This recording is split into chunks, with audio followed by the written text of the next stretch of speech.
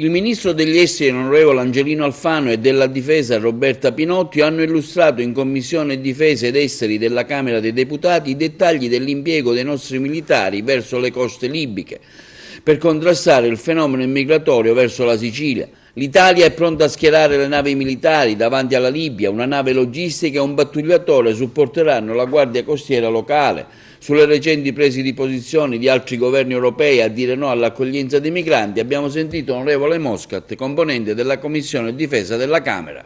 Noi siamo stupiti in realtà delle dichiarazioni di alcuni leader europei, perché alla fine il tema dell'immigrazione non può essere solo un tema italiano e su questo stiamo battendo i pugni. O c'è solidarietà o noi su alcuni trattati non daremo il via libera, questo Renzi l'ha detto in maniera molto chiara. Ciò non vuol dire che mettiamo le mitragliatrici nelle coste per non fare sbarcare poveri disgraziati, dobbiamo coniugare l'accoglienza, la solidarietà con la sicurezza. Noi non possiamo essere il paese che accoglie tutti in maniera indiscriminata, ma non possiamo neanche essere il paese che respinge. La nostra cultura è una cultura europea, una cultura mediterranea, è la cultura dell'accoglienza. Dobbiamo avere la capacità di coniugare le due cose, il rispetto delle persone umane, il rispetto della dignità degli uomini e delle donne e dei bambini che scappano, con la capacità di integrare e la capacità di dare sicurezza ai cittadini italiani. Non è una sfida facile,